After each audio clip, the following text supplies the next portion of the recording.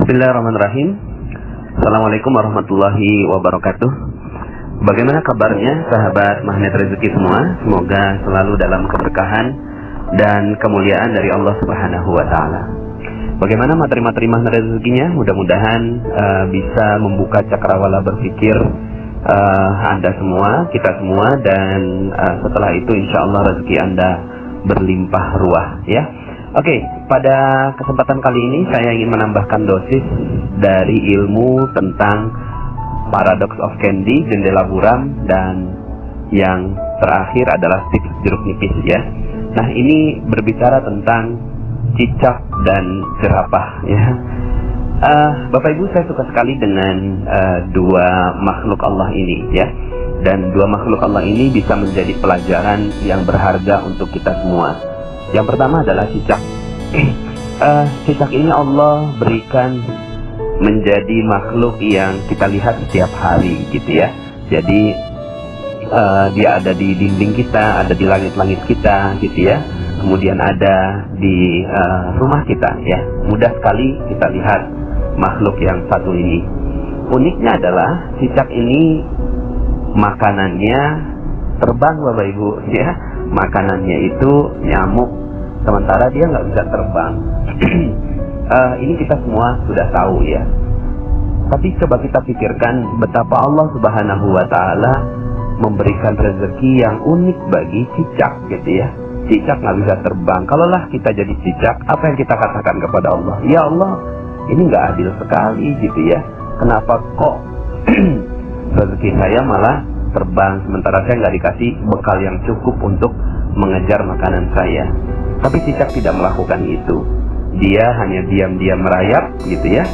Kalau kemudian datang seekor nyamuk, ya, datanglah seekor nyamuk, dan lagu ini bagus sekali, ya. Cicak-cicak di dinding diam-diam merayap, datang seekor nyamuk. Bahwa yang menciptakan rezeki itu bukan kita. Yang menciptakan rezeki itu adalah Allah. Datang seekor nyamuk, ya. Baru kemudian di situ hab. Nah, ilmu hab inilah yang kita pelajari, gitu ya. Ilmu menangkap nyamuknya itu. Tapi sebelum nyampe ke ilmu hab, Bapak Ibu, pernah nggak Bapak Ibu melihat ada cicak yang jatuh, ya, dari langit-langit, kemudian tiba-tiba si cicak ini jatuh ke lantai, ya. Itu nyamuknya udah dikit lagi, Bapak Ibu, ya. Itu lidahnya udah menjulur, gitu ya. Terus kemudian sedikit lagi itu nyamuk kena. Tapi kemudian akhirnya si cicak tidak berhasil menangkap nyamuk dan akhirnya dia terjatuh, Bapak Ibu. Nah, coba kalau seandainya yang jadi cicak sekali lagi adalah kita, apa yang kita lakukan kepada Allah Subhanahu wa taala? Apakah kita mengatakan demikian? Ya Allah, sungguh nggak adil. Pokoknya saya udah frustasi, saya stres, saya udah nggak mau lagi nyari makan. Ya udahlah, pokoknya terserah engkau. Kalau seandainya saya mati, terserah deh, gitu kan? Apakah itu yang kita lakukan? Ya. Dan sayangnya, sebagian di antara kita sering melakukan itu, Bapak Ibu. Ya. Rezeki kita memang Allah sudah desain sedemikian agar Allah tahu siapa yang benar-benar berusaha, siapa yang benar-benar bekerja, dan Allah Subhanahu wa taala ingin lihat kesungguhan kita. Tapi kemudian ketika kita jatuh, maka sebenarnya Allah Subhanahu wa taala ingin memberikan gambaran pada diri kita bahwa sebenarnya bukan kitalah yang mampu untuk menarik rezeki itu, tidak sama sekali. Tapi Allah Subhanahu wa taala yang berikan rezeki untuk kita.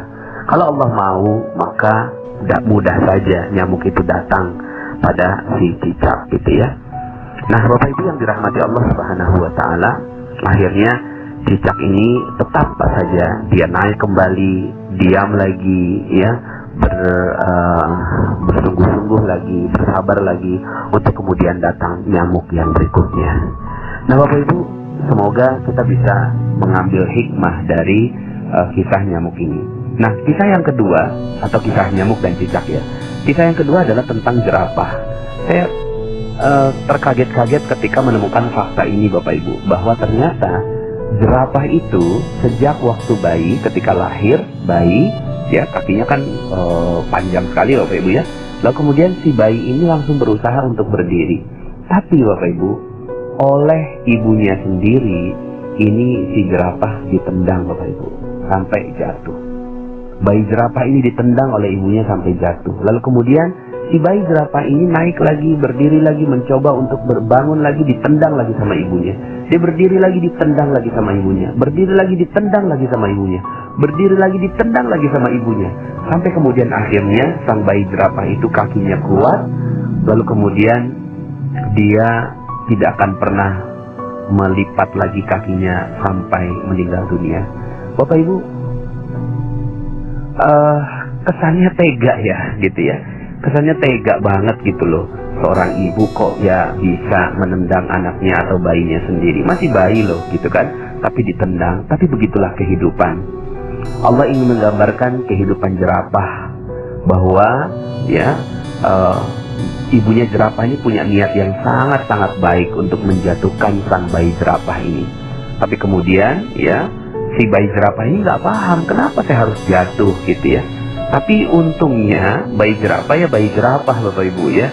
Dia naluriahnya adalah ketika dia dijatuhkan dia tidak protes. Coba kalau seandainya bayi jerapah itu adalah kita, mungkin ya yang kita lakukan adalah melapor ibu kita ke pengadilan Bapak Ibu ya. Mungkin saat itu ya kita marah-marah sama ibu kita dan seterusnya.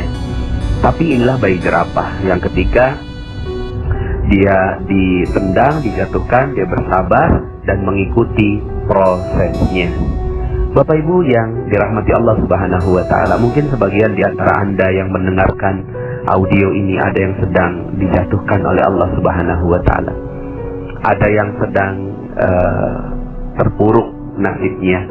Ada yang sedang menderita banyak sekali musibah. Ada yang sedang bermasalah dengan suaminya, dengan istrinya, dengan orang tuanya. Ada yang bermasalah dengan bisnisnya.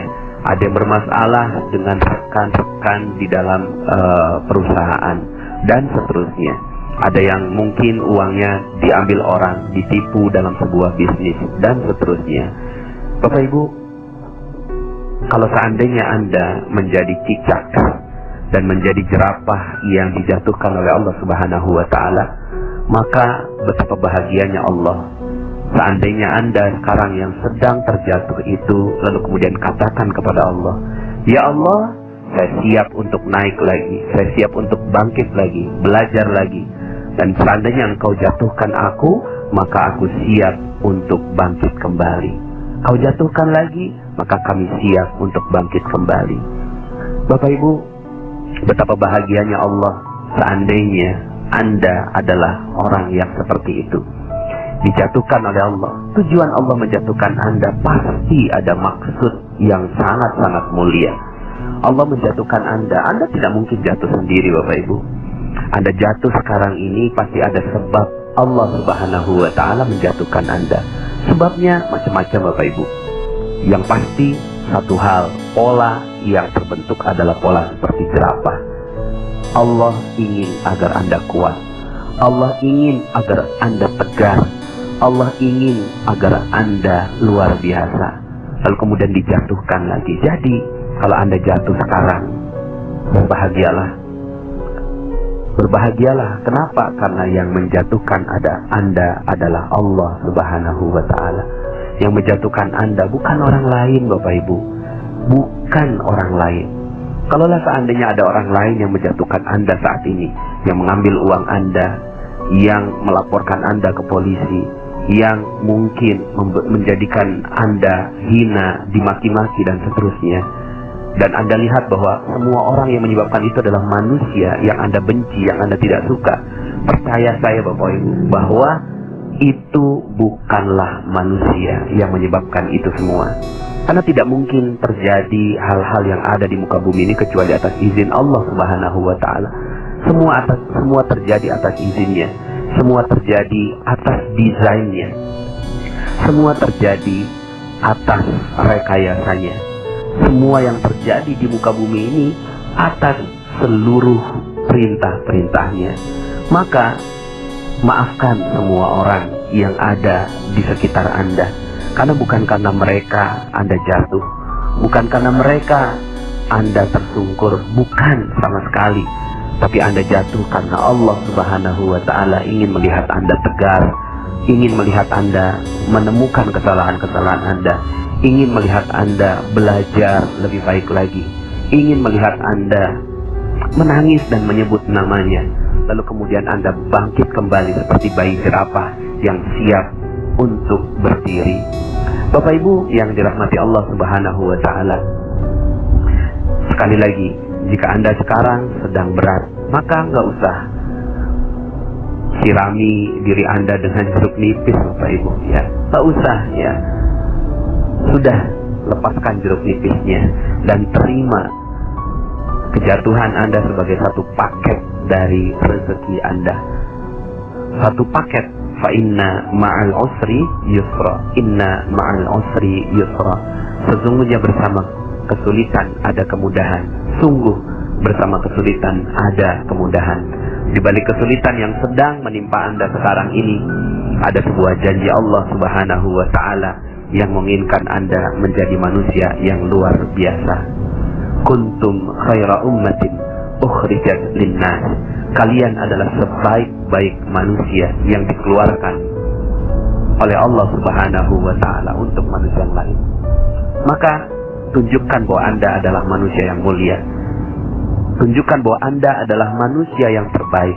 Manusia terbaik bukan berarti orang yang gak pernah gagal, Bapak Ibu. Tidak. Manusia yang terbaik bukan berarti orang yang tidak pernah salah.